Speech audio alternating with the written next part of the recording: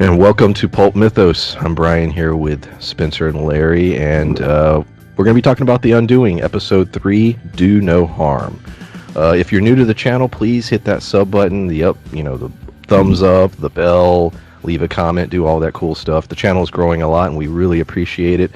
A lot of great comments from last week. If you're listening to this and you're new, please go back and read some of those comments. A lot of great theories from the Richard Cheney, I believe Salad Queen, that was the name. They had really good thoughts. There's other thoughts too, but those two stuck out in my mind.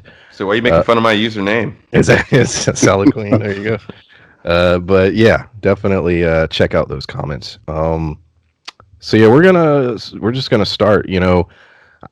What I'm about to say may sound like a complaint, but it's really not. So we spend the entire episode where everybody's basically playing detective, specifically Grace, but everybody's trying to figure out, is Jonathan guilty? Is Jonathan guilty? And all the way up until literally the last 2 minutes, there was not, in my opinion, a shred of evidence or even suspicion that he was innocent. Like every time somebody would talk to someone or you get more pieces of the puzzle, it still was casting blame on him outside of him personally saying I didn't do it.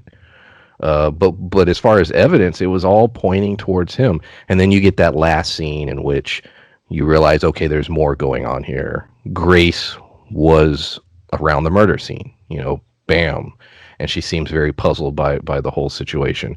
But typically, sleepwalking. Typically a show like this will have a few more beats, and there's still 3 episodes, but have a few more pieces of information that cast out. But that's not what this episode was doing. It kept reinforcing the idea that Jonathan was guilty. Do you guys agree? Disagree? A lot of it was that it's almost as if the writers realized, after finishing the first couple episodes that that it seemed like that they set it up for there to be almost no doubt that it was Grace. That they saw it as a little transparent, because I think we're all leaning towards Grace at this point. Yes. So they're like, well, we want to put suspicion on some other people. Like let's make the husband look more guilty, because it doesn't seem like it's obviously him. And Grace is having these memories, which definitely lead you to believe that. And there's just so much, and I'll get into a lot of that later. Like we all will, of course. But there's so much that points at her that I think they wanted to divert suspicion, which is why we got all the stuff about her husband, which is why we had her having that aggressive conversation with the victim's husband. So that we could get some other people. Oh, and then of course, certain other scenes that make her father look a little suspicious, even. But I feel like the evidence being pointed at him, it just cements it in my mind in a way that like they didn't convince me. Like he's a liar, he's shitty, but I don't think he's the killer. I don't necessarily think he was the one that beat her head in with the hammer, but I do think that he's just as guilty as perpetrating it. I think that they keep pointing the finger at her as to being an accomplice or being an accessory. I think that he is the accessory. I don't think that he necessarily did it, but I also think that Jonathan is, and I've said it before. Are you saying he knows that she did it? Is that your thought? I think that he has an idea. I think that because remember, he said that he left. He came back, and this is all assuming that what he said is factual, because who the fuck knows. But he had sex with her, argued with her, left, and came back. And when he came back, she was dead. So I think that how I think it transpired is Grace followed him, saw what happened, killed her. But while she was, still split personalitying it up and like sitting there, he came back and saw his wife. So, and I think that's probably the reason he ran. I don't think he ran because he thought that he was going to look guilty. I think he ran because he might have been scared of his own wife. Yeah, that may have been the thing. He may have, like, the murder may not have happened yet. He may have slept with her because we've established that he did that. He saw Grace, So he took off in another direction or something. He fled the scene. Oh, you mean he ran? Oh, I get what you're saying now. Like, yeah, that the reason he fled the police and everything. You think he's potentially maybe even covering from her, or that he's scared of her, or even scared of her father. In my opinion, Yeah. could be an option, because he seems to know a lot more than he's letting on. So yeah, it could be those things, because I feel like he does know a little bit more than he's saying, but also that the situation is that he perhaps isn't saying it just because he's covering his own end. He's under duress in some way. That's a good point. Well, I don't. I think that he is a narcissistic sociopath. A Which lot of his friend says which is outright. another. I said that in the last view. I don't remember if it was the last one or the first one, where I think that he is not a good person. Mm-hmm. But when Stewart basically started implicating him this way, whatever my mind went to, Grace is super smart. And I didn't know, we had talked about it before, whether she was a psychiatrist or a psychologist. I'm I'm thinking after this episode that she's the psychiatrist, because the Badger called her doctor. So Mm-hmm. I'm assuming that she's, Yeah.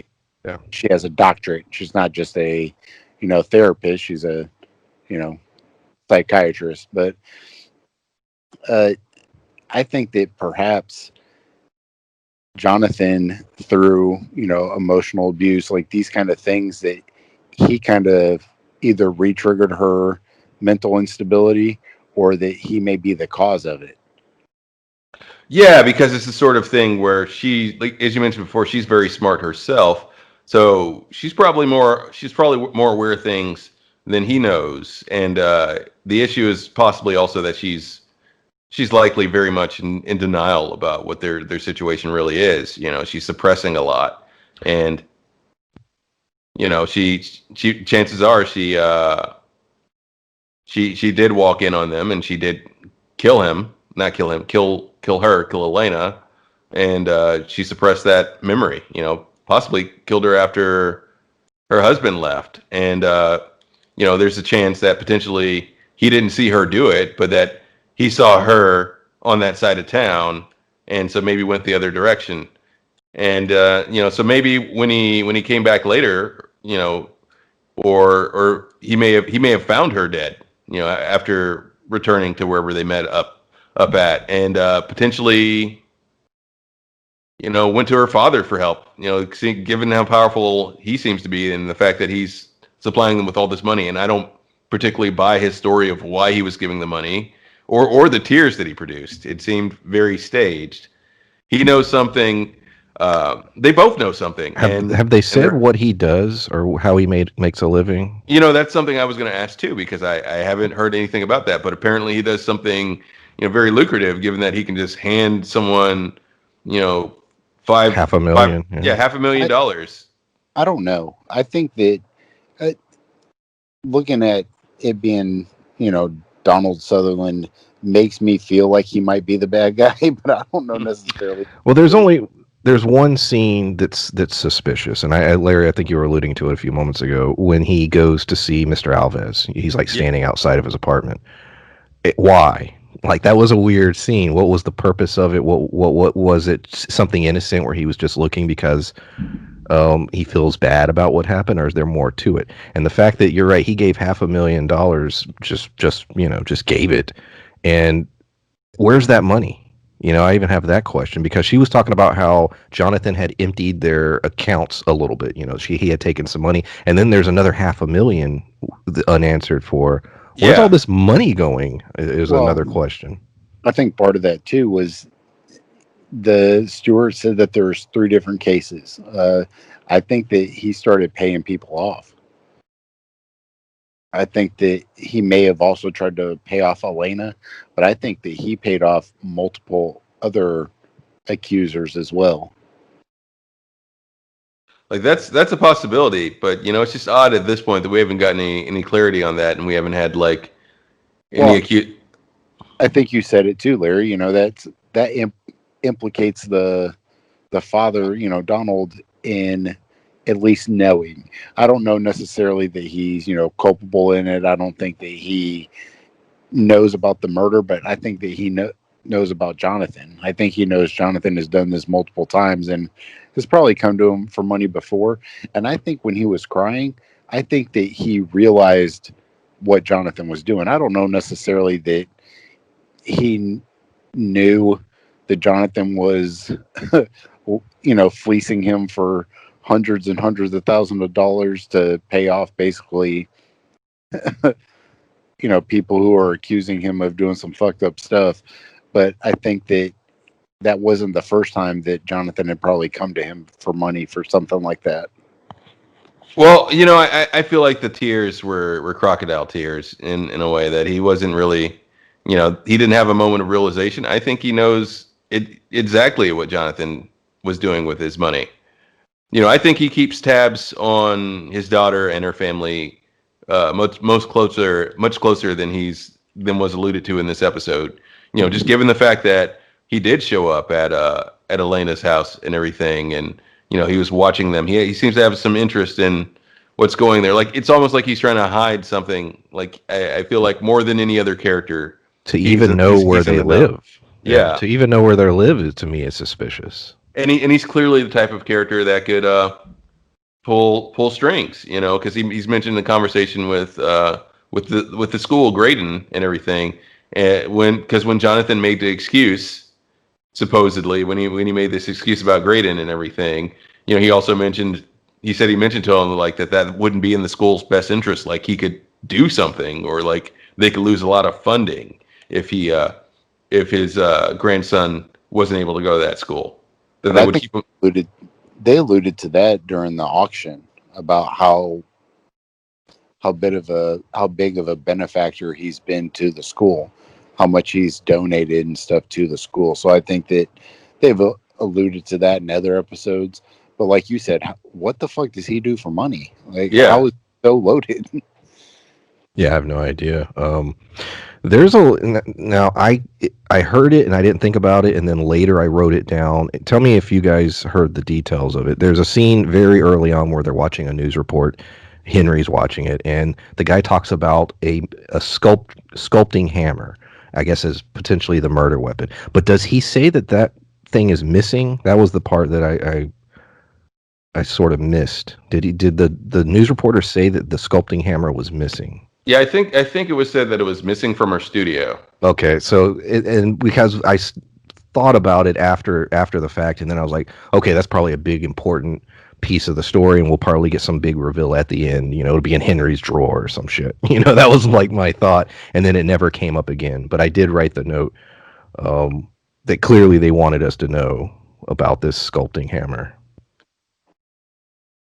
Well, Well, yeah, I think it's important too because when Grace was reliving those memories, that's what it looked like somebody was holding when she was envisioning the murder in the last episode, not the one we just watched, but when she was having her nervous breakdown or whatever the fuck was going on, when she saw Elena getting killed, it was a sculpting hammer. So some of those things were details given to us prior to this episode. So for them to let us in on it now is pointing more fingers at Grace. But like I said, I think Grace did it, but I think that there's a lot more pieces in play than just she killed her because she was, the mother of her husband's child. I think it's way more complicated than that. yeah. It seems like she's these are definitely suppressed memories of hers that we've been seeing this whole time, and like I do feel like her father knows. Like I feel like her father's involved in covering everything up, and You may be Salad Queen. Salad Queen. The comment. It's really good. If you haven't read it, go check it out. Like I said, it's on the last video for the audience. is that what Salad Queen said? It's a very detailed sort of thought about Donald Sutherland's character's involvement in the whole situation. So, Like, well, it's just like You know, he seems very in control is the thing, and I would imagine that the scenario possibly went something like this: her husband went to go sleep with Elna. Like they did that, she caught them in the act, because she's been suspicious. She killed her, heat of the moment. Her father possibly, escort like cleaned up the scene and everything, and like she's just suppressing the memory of having done that, and he's framing the husband, given that having the full scope of the picture that he was cheating and everything else. He blames the husband and he wants to protect his daughter, so he's doing everything he can to make it look like it's him. Yeah, I could buy that. I was with you until the point of the figure. Do you mean Jonathan or Elena's husband? Oh, I mean Jonathan. I think Jonathan is framing the husband. And it could be like if it's true that he under false pretenses got the money that he asked for, like if that part is truthful, then he could be angry about that as well. He could be angry about that. He could be angry about the fact that he seemed to have been destroying his daughter's family and everything, and that he's stealing money from him to cover up his affairs. It would be a very personal thing, and even though he knows that his daughter murdered this woman, he'd be like, well, this is my daughter still, and to hell with this guy. This is all his fault.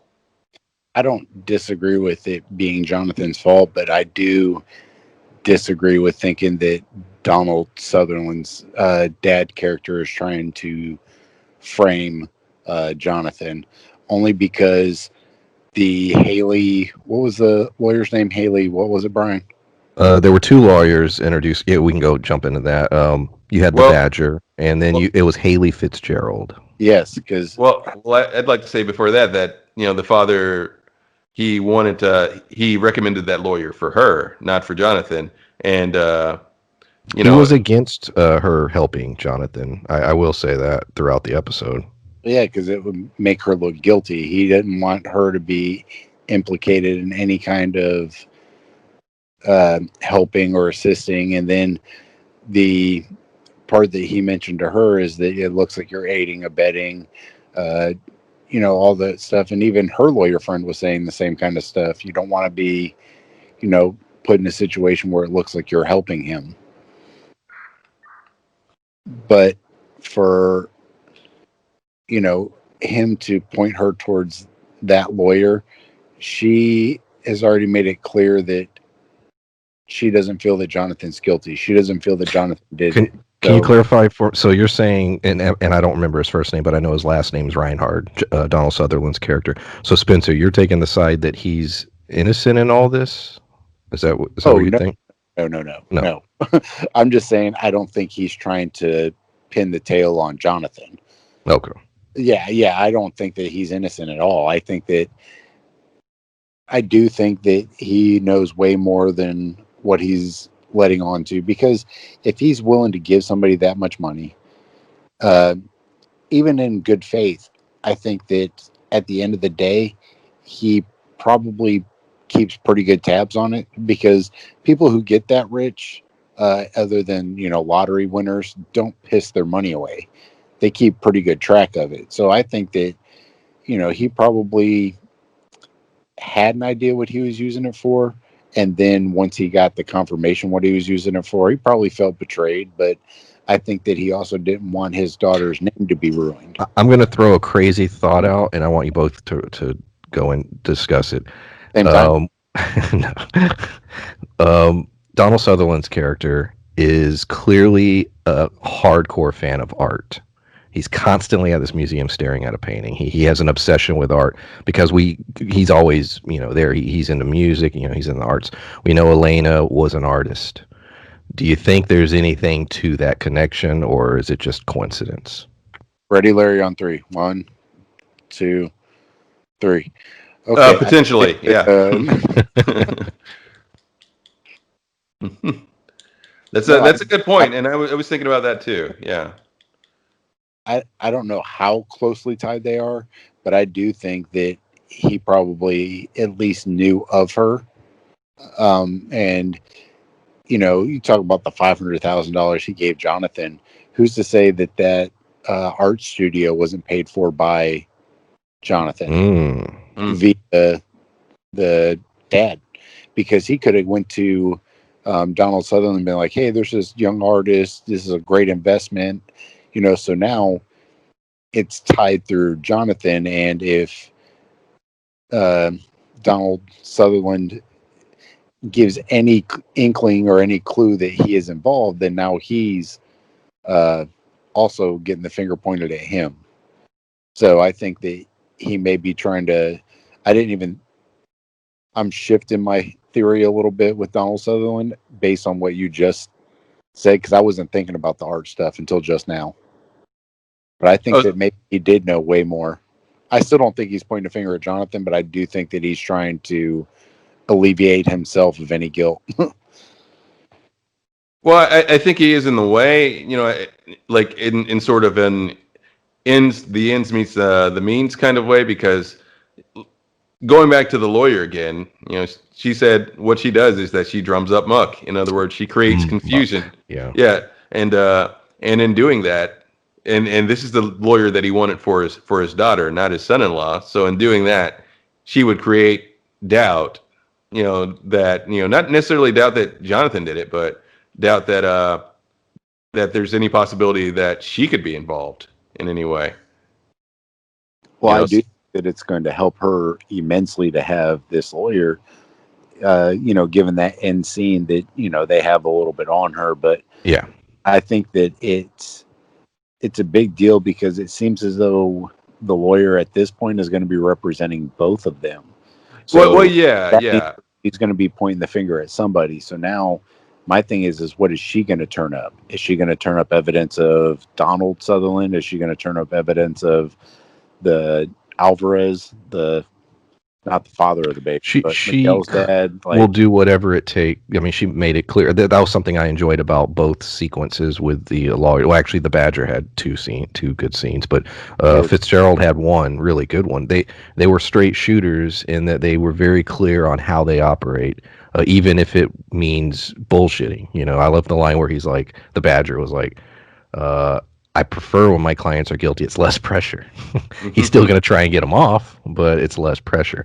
And then she basically, the whole muck thing, she's basically saying, look, my job is to create that just enough doubt and mess up the prosecution's case so that my client gets off.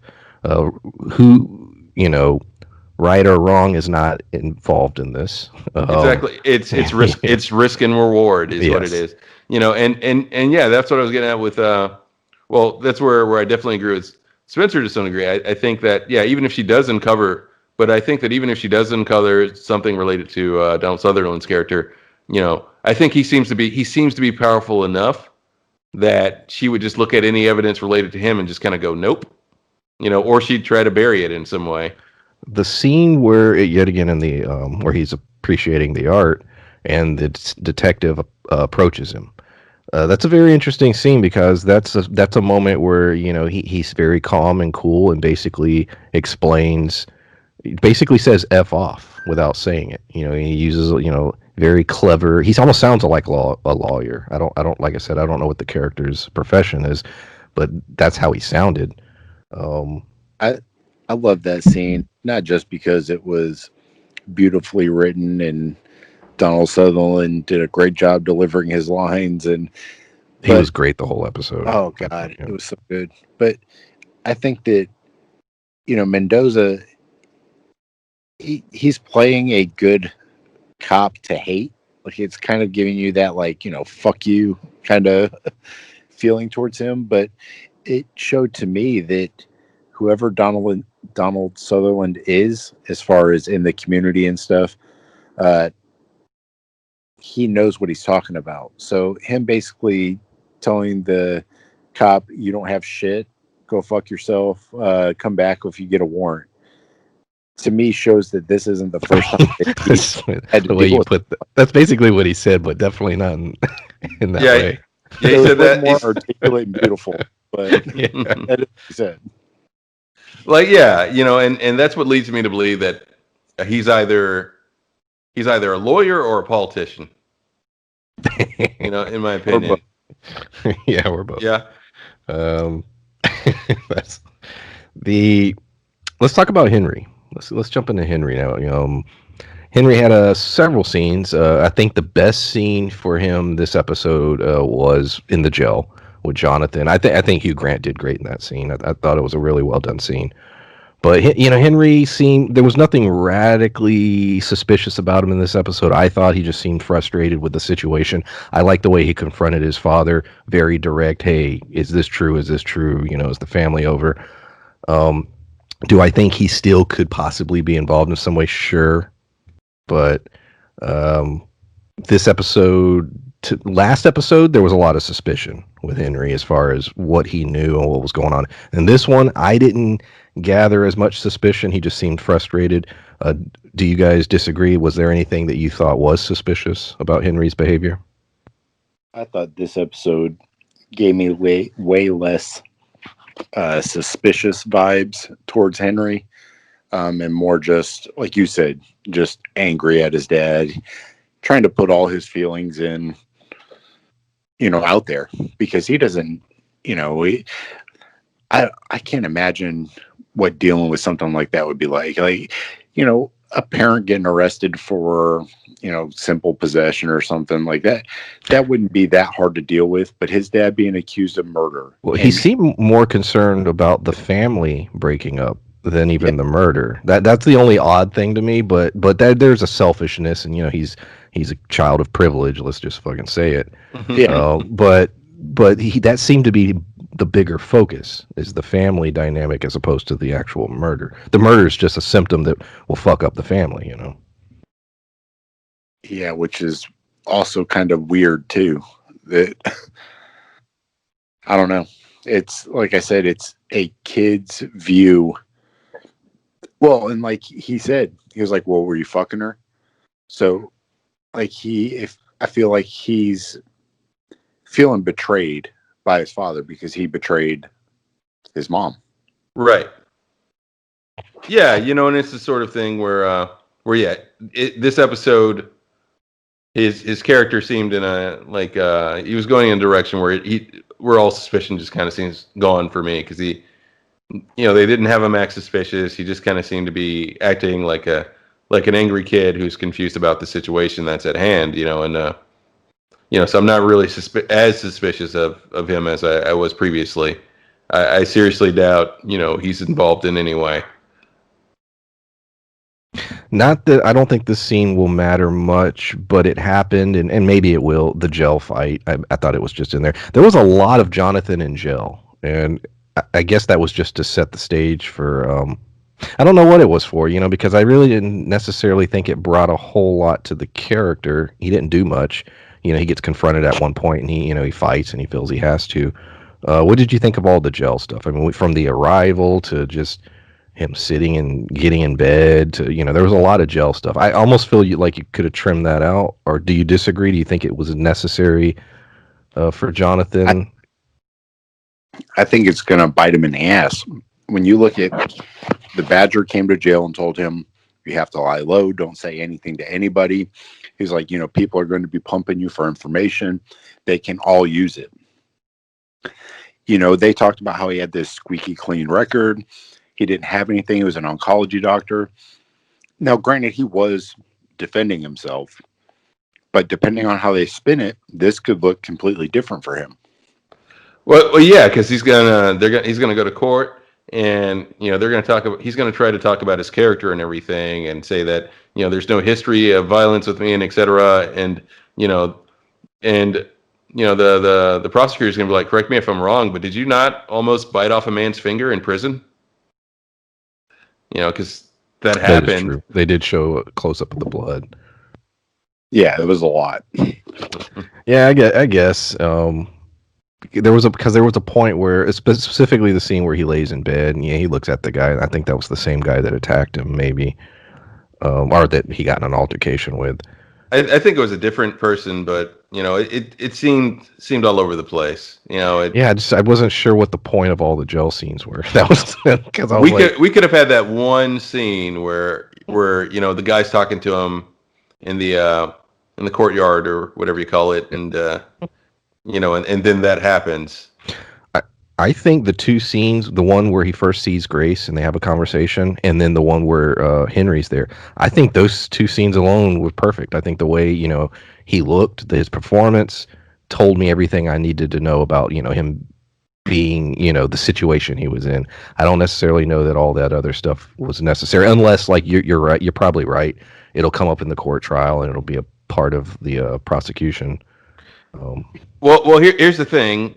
Yeah, it's just like it would have made more sense leading up to the finger being, him trying to bite off that guy's finger and everything. It would have made more sense if we saw those scenes, but in those scenes, it looked like people were pressuring him or sort of trying him, and like he felt cornered, and he did that. Instead we get one scene where it looks like, like he was defending himself, but he wasn't pressed that hard. Well, I'm just saying, if in the following scenes we had seen more people come at him like this other guy did, or if he was threatened a little bit more, it would have made more sense. Well, I think also the guy was asking for autographs, so he knew he was famous, which means that particular guy may have not been approached, prior to, but it goes back to what the Badger told him: don't fuck up in here. It's going to look bad for you. And Sylvia, I almost forgot her name for a minute. But when they were talking to Sylvia was saying, this lady, we went to law school together, I think she said. They turned together or something. But she's a real headhunter. She is going to come after him. So I think that this is just alluding to something that is going to come up later that she is going to use against him. But, definitely. It's just but to me, that makes me question what else he's done. I mean, we talked about it before. We talked about this movie Shot Caller with Jamie Lannister and some other stuff, prison, not yeah, that was jail. That's radically different, but it's that I can't imagine ever being in there and then being forced to try and fucking figure out how to survive. That's a different animal. However, what they've shown with him is showing two separate sides. It's showing two different sides to Jonathan, which I think is going to be exposed here shortly once he starts trial. Yeah.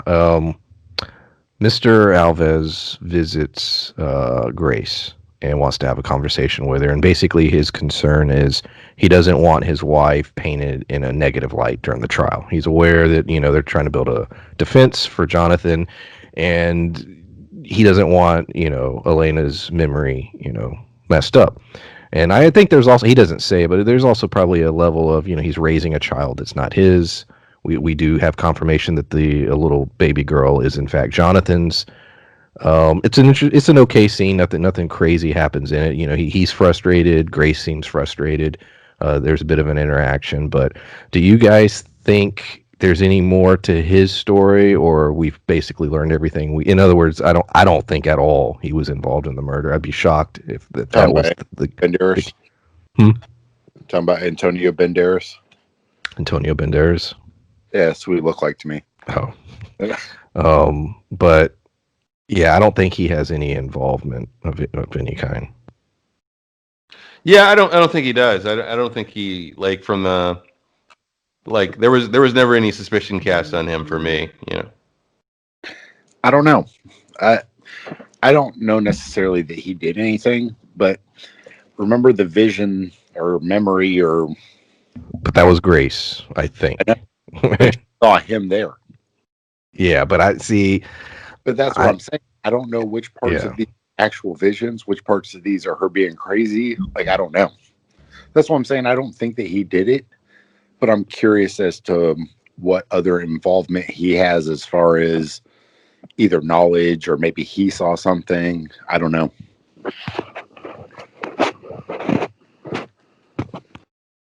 Yeah. Yeah, go ahead.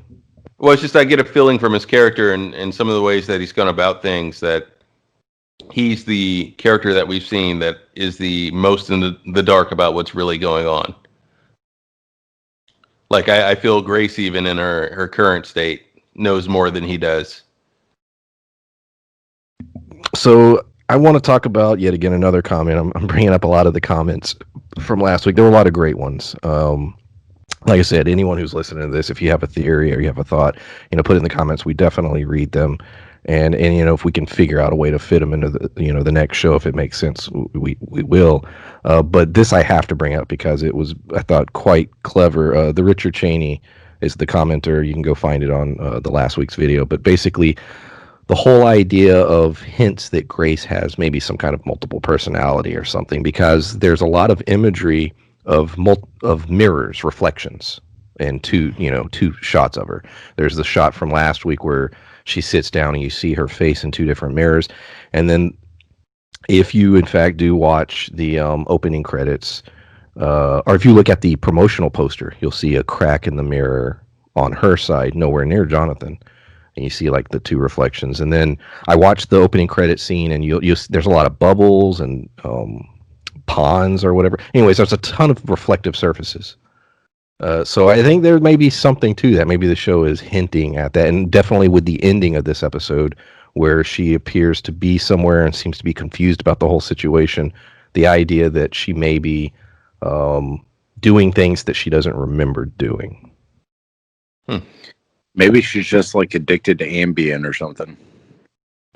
Yeah, well, maybe.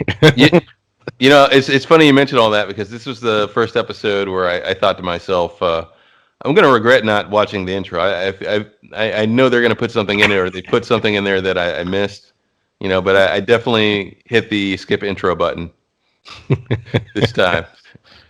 So I'll have to actually go back and check that out. I'll have to take your word for it for now, though.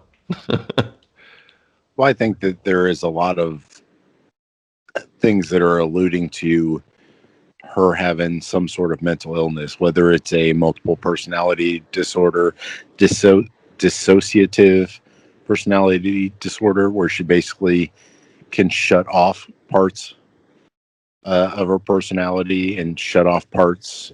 You basically get like, part of that would be being so angry that you basically black out and don't remember what you just did. So there's a lot of personality disorders and different mental illnesses that would, cause a lot of the things that they're alluding to. But like I said, I think that she's guilty. I think she did it. Why she did it, I mean, well, it's clear why, but why she's blocking it out, why, maybe she can't remember. But I think that there is multiple people involved in this. And like you said, Larry, and I think you too, Brian, the father covering it up, maybe, Jonathan covering it up. I think that there's a lot of people that are aware of what her issues are. And I think that whether we find them out through the prosecution or whether we find them out from Haley trying to muck things up and like, oh shit, how are we going to cover this part up? I think that we're going to find out what her mental diagnosis is here very shortly. Yeah, and it may be the sort of thing that Jonathan is covering this up, not just because he cares about his family, but possibly because more than anything, he's scared of her father and what he would do if he said, "Hey, I didn't do this, but I saw my wife, walk towards the building that I left that night, and she may have done it because she has certain mental issues." I think he's afraid if he implicates his wife in any way, that he'd have to deal with her father, who's clearly a very powerful man whose job is still vague at this point. Well, not only that, clearly guilty of other shit. Like he's, he's whether somebody or not, like he's getting sued by the hospital. Like he is still clearly guilty of a bunch of other shit. Whether he's guilty of murder or not, he would still, like you said, without help, he'd probably still be going to jail anyway. Right. Yeah. And it's the sort of thing where, I don't think he's so much, he may not, I don't know whether he does or doesn't care for his family. The case may be that he doesn't, because we see at the scene and Grace looks a little appalled. the scene where she brings their son to see him. Uh, he seems to just fluidly lie to his son as well. Like every question he asks, he's got an explanation, and not everything he says is necessarily a lie, but there's a lot of half truths there. Well, he's got to stick to his story. That's anybody else who's hearing. He keeps saying the same thing over and over. He's got to believe his own lie. But sociopaths and narcissists also do that. They don't feel like what they're saying is lying. They believe their own lies, essentially. So, which I think he also exhibits those things, but I don't know. I don't know exactly to what end his lie is gonna, what it's gonna be. Yeah, I get what you're saying. You're kind of like, or at least I think I do, that he's like the reason he's lying is still vague. Like whether it's just covering his own ass or also protecting his family to some degree. Yeah. That is all my notes. As usual, is there anything else y'all want to discuss regarding episode episode 3 of The Undoing? Do no harm. And this is a mini series. This is a one and done. There are no other seasons. So we literally 3 more episodes and it's over. It's like it or the night of. This has nothing to do with this series, but HBO, which hopefully will one day endorse us to do early release shit. But there's a show on there called The Night of, which is a murder mystery also, and I won't give away that ending, but I would always suggest watching that as well. It's very similar. I think it's 6 or 8 episodes. I'm not sure. I don't remember. But that story, Omar's in that too, by the way. But it's a murder mystery, and it's similar to this in the vein that you don't really know what's going on until it gets real close to the end, and then you see all the ramifications of what happened, which I think this is going to be the same thing. I think by episode 5 we'll know exactly what happened and what's going on, and then the rest of episode 5 and 6 is the ramifications of what happened. So I'm very interested to see over the next couple episodes what they're going to unravel for us.